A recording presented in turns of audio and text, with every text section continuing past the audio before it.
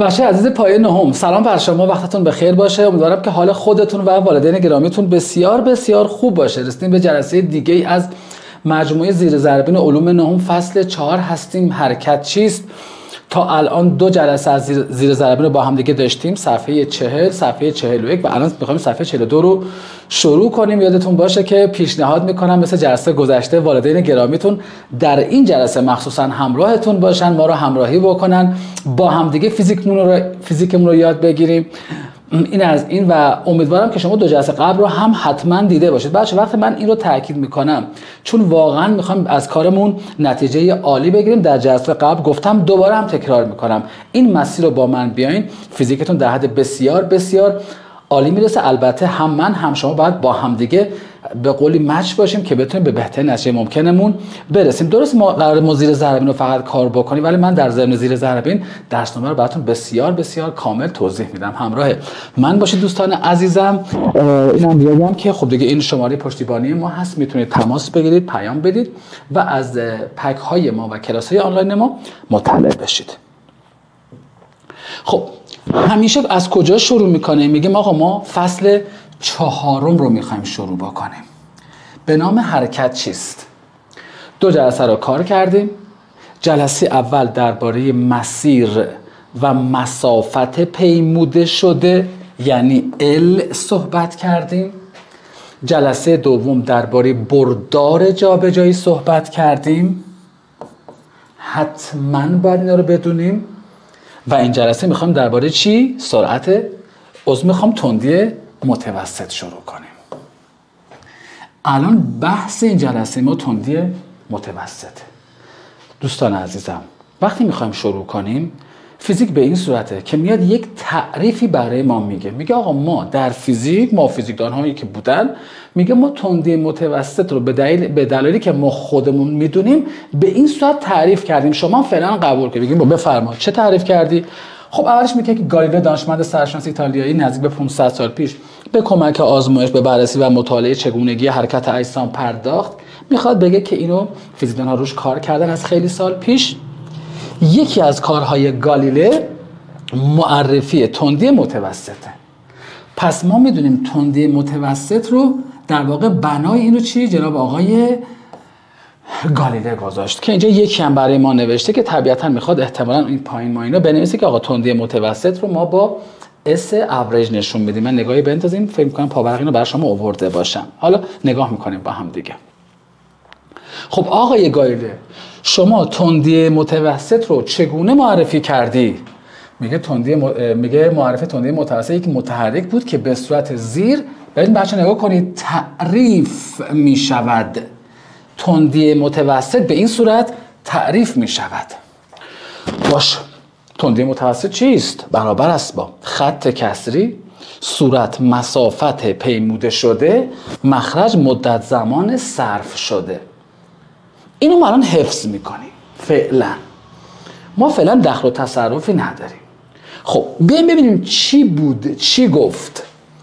آقا تندی متوسط که گفتی چیه؟ یه بک بزنیم به گذشتمون یادمون بیاد. بچه عزیزم یادتونه اینه که میگم مرور جلسه در واقع صفحه 40 و صفحه 41 که یادمون بیاد. حالا اینجا رو با هم دیگه ادامهش بدیم.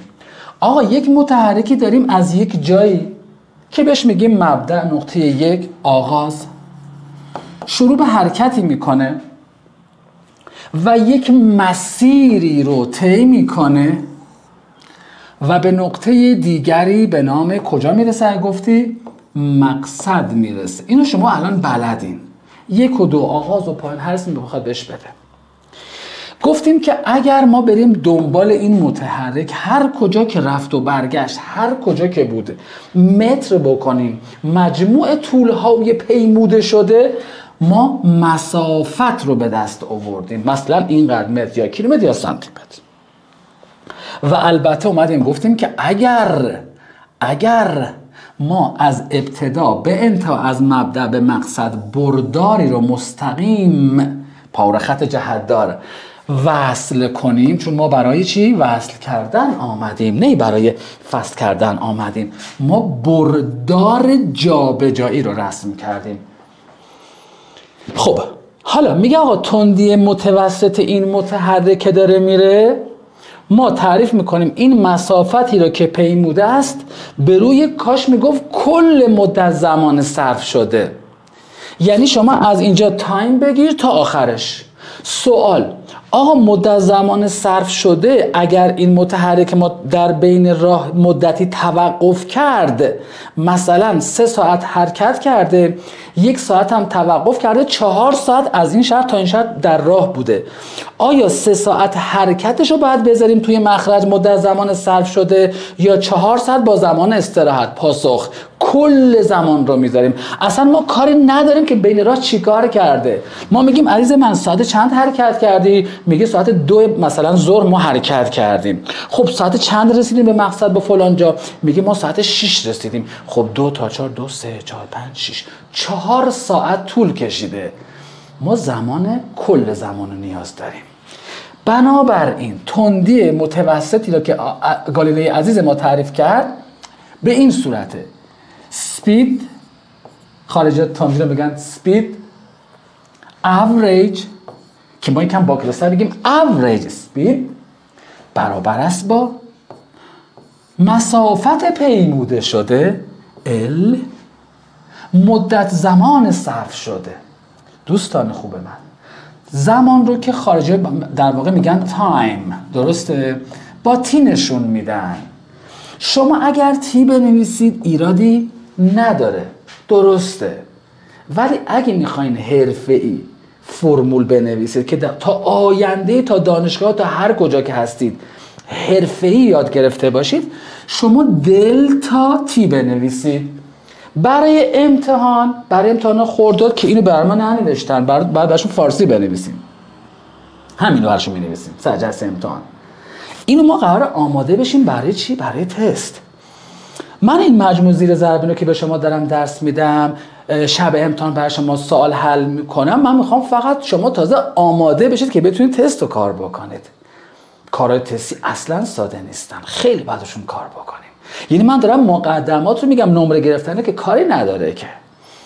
اصل قضیه چیه؟ اینه که ما برای تست آزمون مدرسه خاص، تیز هوشار نمونه و مدرسه دیگه و در نهایت برای کنکورمون آماده بشیم. این دیدگاه توی ذهنتون باشه، وگرنه ساعت امتحان واقعا آسون هستن، خواهید دید خودتون. خب حالا به این صورت اینو دلتا تی میخونیم، کل دلتا تی میشه کل مدت زمان چی صرف شده. یک مثال هم همینجا خودمون بزنیم، ما فعلا کاری به اونا نداریم که اونا میخوان چی بگن. میگیم آقا همین که الان ما حرکت کردیم، میخوایم ببینیم speed average اسپید این متحرک، تندی متوسط این متحرک که گفتیم 4 ساعت در راه بوده، اینجا مدت زمان 4 hour میشه ساعت. خب چند کیلومتر رفتیم؟ مثلا بگیم که مثلا طرف مثلا 240 کیلومتر مسافته، مثلا این دوتا شاید 240 کیلومتر بوده، 240 کیلومترز. خب 240 تقسیم بر 4 میشه 60. جا ندارم اونجا، بیام اینجا اگه بایزه دوستان عزیزم. پس سپید اوریج این متحرک که اینجا داشته میرفته 60 چی بر چی؟ کیلومتر بر ساعت بوده است. فعلا همین. درباره مفهومش هم صحبت میکنیم با هم دیگه، درباره یکاش هم صحبت میکنیم. پس تا اینجا تو دوست خوب من مسیر رو میشناسی، طول مسیر، مجموع طولهای پیموده شده، مسافت رو میشناسی، بردار جابجایی رو میشناسی. طبق بیان آقای گالیله سپید اوریج سپید تندی متوسط رو هم الان تعریف کردیم، برابر است با خط کسی. مسافت عین کتاب رو بگید، مسافت پیموده شده به روی مدت زمان صرف شده. حالا بریم کتاب چی گفته. میگه اگر مسافت، یعنی مسافت پیموده شده، بر حسب متر باشه، متر، خب، و زمان بر حسب ثانیه. یه لحظه همینجا استاپ کن، عادت نکن انشا بخونی. یه لحظه چی میخواد بگه؟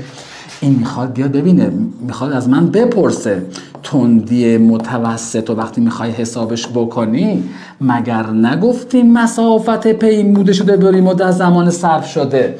بچه من اینو همیشه فارسی میگم، اونایی که دارین فرمولی هم میخونید و اسپید اوریج این داستان ها، نگو ال بر روی تی ال بر روی دل، اصلا یعنی چی ال بر روی دلتا؟ بعد فارسی بگید. شما فارسی بگید. آقا خواهش میکنم فارسی بگید، حروفو نگید، باید بفهم داریم چه میگیم. آقا مسافت، خب وقتی مسافت رو گفته بر مثلا این قدر متر واحدش یکاش متره، زمان هم اگه بر حسب مدت زمان بر حسب این قدر ثانیه باشه، خب عددی که به دست میاد حسابش میکنیم، تقسیم میکنیم، واحد یا یکاش میشه چی بر چی؟ بخون، متر بر ثانیه.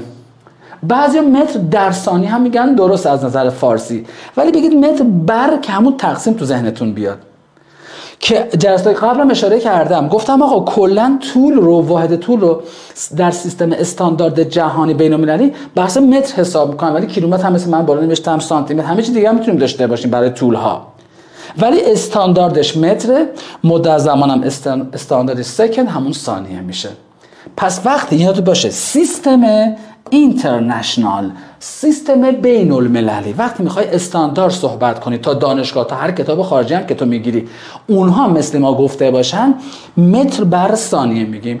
ولی اگه مثل من کیلومتر و ساعت نوشتی میشه کیلومتر بر ساعت. پس اینجوری میگیم مسافت هر واحدی از طول بود، زمان هر واحدی از زمان بود، یکای تندی متوسط میشه. این اصلا خودمون مینویسیمش، هیچی نمیخواد حفظ کنیم. ما فقط و فقط چی حفظ کردیم؟ تندی متوسط که گالیله گفته بود مسافت پیموده شده، مدت زمان صرف شده. من هم میخونم که این خودش رو بگم، از خودم کلمه اضافه که یا کم نکنم. فهمیدیم؟ خب حالا چی میگه؟ میگه اگر مسافت پیموده شده بر حسب متر و زمان بر حسب ثانیه، مدت زمان صرف شده بر حسب ثانیه اندازه‌گیری شوند، در این صورت یکا همون واحد بچه یکا میگن، تندی هم یکا میگن، واحد هم میگن. یکا فارسی واحد هم واحد میشه، عربی میشه. خب پس یکای تندی متوسط متر بر ثانیه. ببین ام بر اس، بعضی بچه میگن ام بر اس، میگم آقا نگو ام بر اس این چی؟ دور از مثلا ام اس بیماریه، بگو متر بر ثانیه. متر بر ثانیه خواهد شد. خیلی بدیهیه. آقا دفعه بعد اگر این مثلا به جای متر سانتی متر باشه، زمان هم مثلا همون ثانیه باشه، اون وقت تندی متوسط میشه سانتی متر بر ثانیه، یکاش میشه سانتی متر بر ثانیه. پس هر چیزی این بود یکای میشود این بر این. خیلی آسونه. تا اینجا فقط یه محاسبه انجام داده ایم، ولی هنوز نمیدونیم چه خبره. یعنی چی تندی متوسط؟ آقای گل اینجور تعریف کرده. لطفاً ویت مینت، چند دقیقه صبر کن. با مثال خودشو بریم. دوچرخه سواری مسافت 840 متر. یه خواهش دیگه، رسم کنید. ما برای رسم کردن آمدیم. رسم کن. اون شکل به من داده. من کار بعضی بچه‌ها تو کتاب میخونن، مثلا جای جوابم هست، سوال میخونه اینجوری میکنه، فایده ای نداره که. خودت فکر کن. دوچرخه سواری مسافت 840 متر. آقا مثلا اینجا مبدأ بوده، نقطه یک شروعش بوده، دوچرخه سوار معمولا مسیر مستقیم که نمیرن دیگه، خم و پیش داره، به نقطه دو مقصد رسیده است. این مسیر دوچرخه سواره که کل طولهاش رو حساب کردیم، مجموع طولهاش مسافت پیموده شده توسط دوچرخه سوار 840 متر شده است. 840 متر خودت رفتی، حس باید بکنی. داری رکاب میزنی، 840 متر کمتر از 1 کیلومتر مسافت طی کردی. راه در مدت زمان 60 ثانیه. میگه آقا از اینجا تا اینجا کل زمانی که در راه بود این دوست ما، این دوچرخه سوار عزیز ما، مدت زمان که صرف شده 60 سکند ثانیه بوده. خب میپیماید تندی متوسط عمو رو حساب کن. عمو دوچرخه سوار چند متر؟ اصلا باید هم بر ثانیه بشه. میگیم چشم، سر جلسه امتحان هستید. این همون تعریف آقای گایده رو فارسی مینویسی. من دیگه نمیخوام وقت کلاسمون کمتر گرفته بشه. تندی متوسط برابر است با خط کسی مسافت پیموده شده بریم مدت زمان صرف شده. حالا با کلاس ترش میکنیم. average، بگو لطفاً average speed برابر است با مسافت پیموده شده بری مدت زمان صرف شده عادت کن. در نتیجه بعد در فرمولت در تعریفت جایگذاری کن. اینو از من میخواد اسپید اوریج، ولی سرجلسه امتحان گفتم اینا رو لطفاً فارسی بنویسید. از بس حالا من چون قراره تست کار کنم باید اینجوری یاد بگیرم، من به همین خاطر مینویسم ولی تو فارسی بنویس فرمولش رو. اینم بنویس تندی متوسطش برابر است با خب مسافت پیموده شده 840 متر. داره با ما شوخی میکنه. مدت زمانش هم 60 ثانیه. چند میشه؟ 4 6 5 6 5 6 تا چند 10 6 تا 4 6 فکر کنم 140 میشه. این که خیلی زیاده. یه 14 میشه. آره بچه‌ها درست میگم. 14 متر بر ثانیه. یه لحظه بذار من چون میخوام اصلا وقتم تلف نشه، فکرم درگیر این جمع ها نشه، 840 رو تقسیم بر 60 بکنم. آره 14. آقا پس تندی متوسط شد 14 متر بر ثانیه. حالا استاپ کن. حالا قسمت مهم و خیلی مهم برای ما چیست؟ آقا تندی متوسط این عمو 14 متر بر ثانیه است. یعنی چی؟ این برای امتحان، برای مفهوم، برای تست برای ما مهمه. میگیم آقا مگر نه اینکه حرف از تندی متوسط داریم میزنیم، در بیان فارسی این واژه رو تو باید بگی. میگه ببین 14 متر بر ثانیه. این نکته رو از من یادگار داشته باش که این 14 متر بر ثانیه رو دوست عزیز من ببین اینجوری می‌نویسمش. 14 متر می‌نویسم 14 متر ببین بر ثانیه. ببینید یعنی من خط کسی تا اینجا میکشم، بعد همیشه میگی یک این اینقدر اینو رفته، یک این یعنی یک ثانیه 14 متر. پس اینو فعلا یاد بگید. در یک ثانیه چند متر؟ 14 متر. در هر ثانیه چند متر؟ 14 متر. چی رو طی کرده؟ اینو باید بگی. مسافت. بهش میگی یعنی این دوچرخه سوار که یه مسیر رو طی کرده 840 کاملشام 840 متر مسافت رو در 60 ثانیه طی کرده. برای خودم اول توضیح میدیم. ممکنه یک جایی آروم رفته باشه، جایی تند رفته باشه، اصلا چند ثانیه وایساده باشه، ما که خبر نداریم. ولی به طور متوسط اگه اینو نگید اصلا برگر پاره میکنن. به طور متوسط در هر یک ثانیه چند متر از مسافت رو طی کرده است؟ 14 متر رو طی کرده است. مگر نه اینکه شده 14 متر بر ثانیه.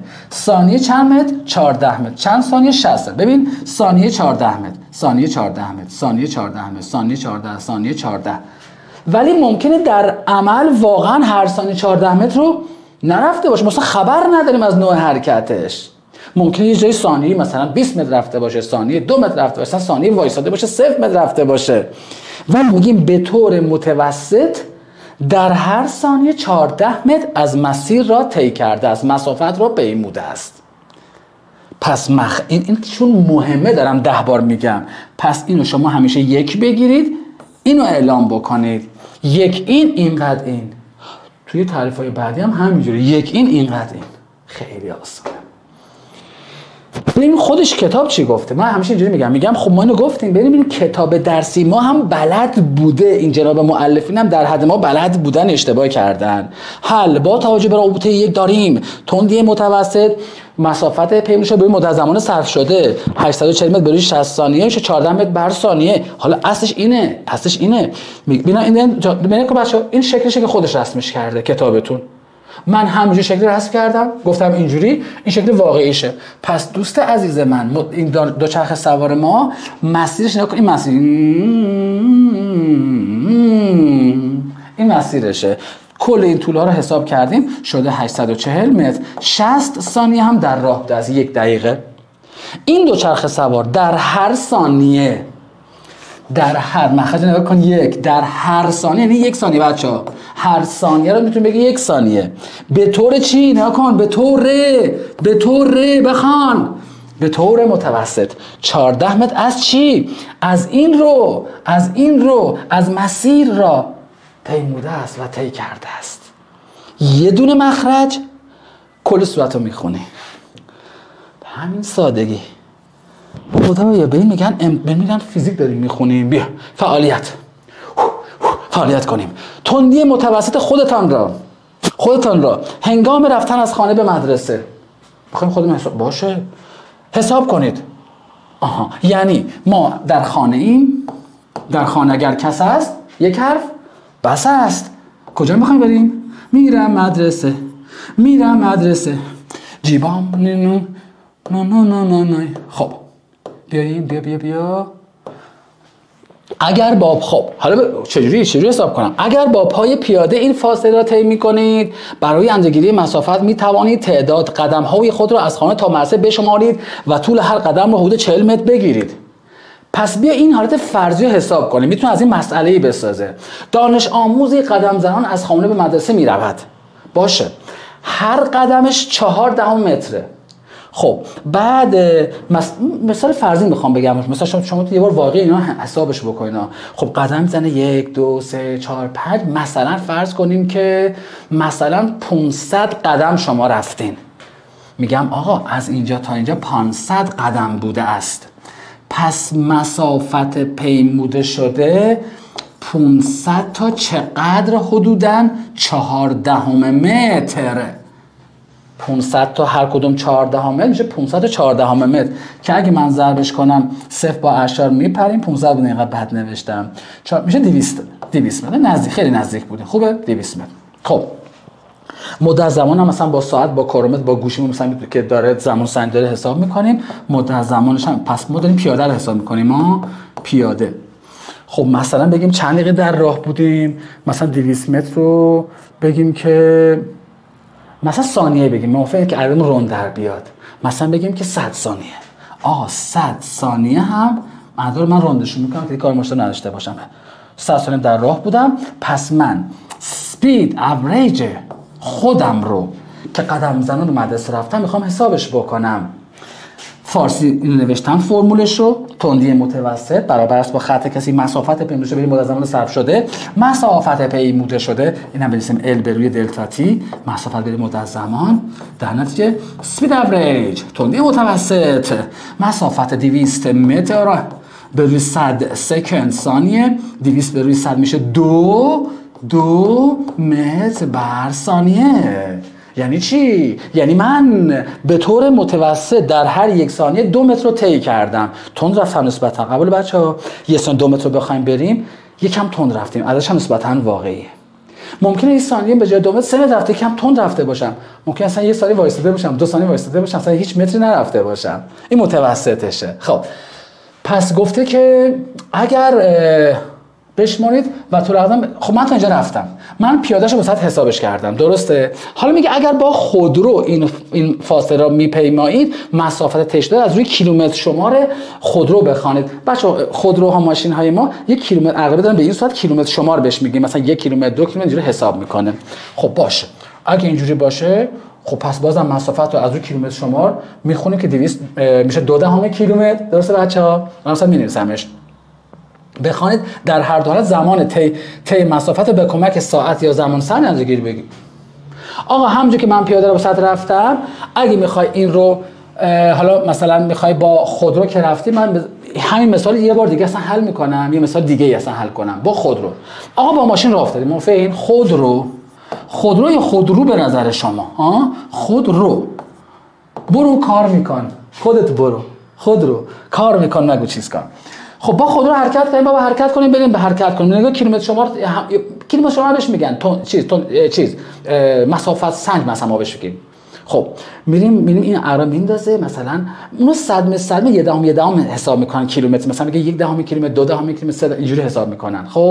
خب مثلا مثال دیوانی واسط بزنم. آقا خودش عقربش اول روی مثلا 256 به خدا عجب مثالیه، اولین بار دارم مثال میزنم. 256 و 2 دهم کیلومتر بوده اولش، وقتی رفتیم به مدرسه رسیدیم شده 256 و 8 دهم کیلومتر. یا خدا یا خدا. خب پس ما چند کیلومتر مسافت طی کردیم؟ خب از این تا اینجا منهاش میکنیم میشه 6 دهم، درسته؟ مشخص این منها میشه 6 دهم کیلومتر.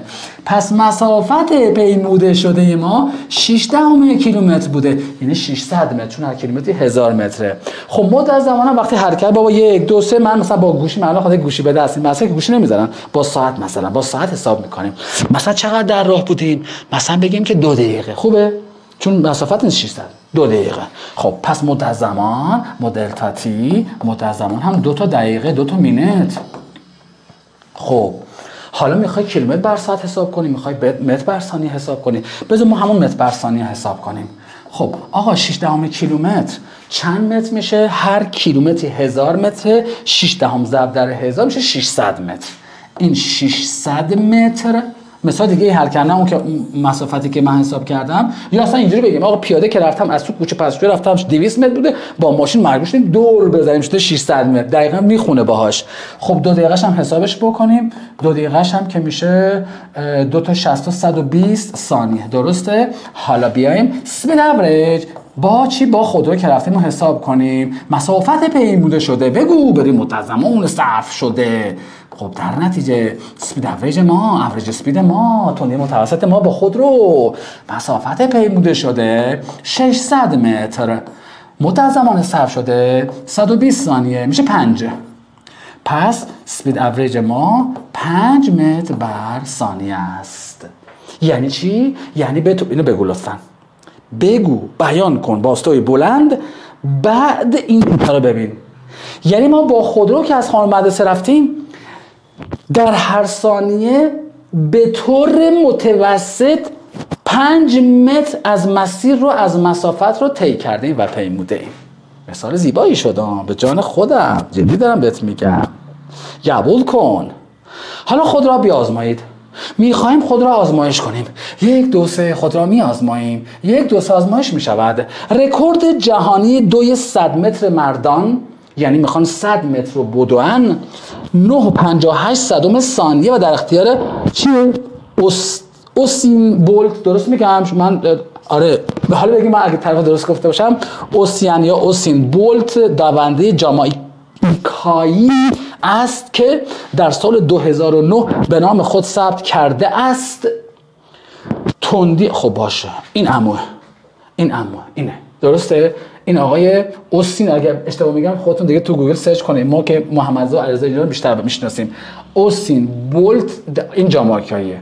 خب این عموی ما 100 متر مردان رو، درسته؟ 100 متر یعنی چی؟ یعنی مثلا از اینجا معمولا خط مستقیم میدن بیا تا اینجا عموی ما مسافت پیموده شده 800 متر است.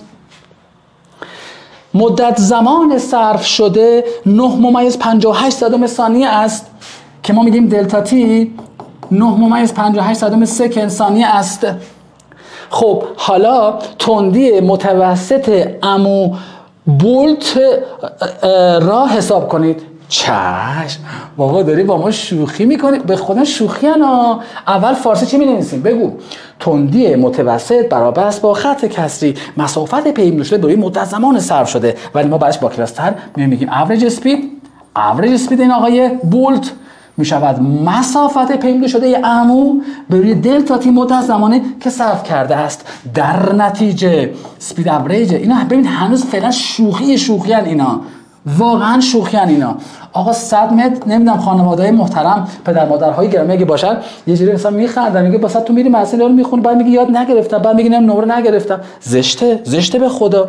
به روی 9.58 ثانیه اینجا من ماشه حساب رو نیاز دارم. چشم. 100 تقسیم بر 9.58 میشود 10. این خب کل اعشار میخوره. اگه ما تا 2 رقم اعشار بریم 10، پس شد تقریبا 10.40. بچه 438 من 44 میگیرمش. میدونی خب چرا؟ مترم بر ثانیه. میدونی چرا؟ چون که اینجا بود 10.438. من میخوام تا 2 رقم اعشار برم، چون رقم بعدی این 8 از 5 بیشتره و بنابراین یکی به این اضافه میکنم 10.44 متر بر ثانیه. یعنی حالا گفته مفهوم فیزیک ادب درس آمده رو اگه هم نمیگفت ما خودمون مفهوم میگفتیم یعنی این عموی ما عمو بولت جامائیکایی درست میگم سخت ها جامائیکایی عمو بولت جامائیکایی در هر 1 ثانیه به طور متوسط 10.44 متر از مسیر را پیموده است. دمش گرم. خیلی از ثانیه 10 متر رو حدوداً 10.5 متر بوده. ببینید 10 متر خیلی ها بابا دمش گرم بوده. دوربین که نکرده. نه فکر نکنم. تمام شد. صفحه 42 تمام شد. بذار ببینم نگاه کنم خوب ببینم. آره دیگه ببین صفحه 42 کتاب درسی رو ما فینیشش کردیم، تمامش کردیم با هم دیگه. اون یکی بود که گفتم زیر پاورقی نوشته تندی متوسط average speed است. بنابراین میتونم تندی متوسط با نماد نگاه کن نماد خودمون نشان داد. اینم گفته میتونیم اینجا نشون بدیم، با هم نشون میدیم. بنابراین اولا خسته نباشید. یه بک میزنیم. دوما زیر ضربین بودیم. علوم نهم رو زیر ضربین گذاشتیم. صفحه 42 بودیم. قرار تا آخرش با هم دیگه بریم. جلسه اول ما صفحه 40 39 و 40 39 که عکس مکس اینا بود 40 مسافت رو گفتیم، یعنی مسافت و مسیر رو توضیح دادیم. جلسه دوم جابجایی رو گفتیم. جلسه سوم تندی متوسط رو الان گفتیم و احتمالاً جلسه بعدی باید سراغ سرعت متوسط بریم. همراه من باشید تا آخرش. قراره با هم دیگه عالی پیش بریم. بهتون قول دادم بچه من باید رو قولم بمونم، نباید بلوف بزنم. قبوله یا نه؟ و بلوف هم بلد نیستم بزنم و نمیزنم و نیاز هم ندارم. امیدوارم که این فیلم به درتون بخوره، استفاده بکنید، صفا کنید، حال کنید، یاد بگیرید. خودتون، والدین، تمام اعضای محترم خانواده. و انتظار همیشه من داشتم لایک رو بکوب، کامنت بذار، بنویس برای ما، بنویس آقا چجوری بود، به تمام دوستان اطلاع بکن. تا جلسه بعد ان شاء الله زنده باشیم، خدمتتون برسم. جلسه توپ دیگه با هم دیگه داشته باشیم. موفق و مؤید باشید. خدا نگهدارتون باشه.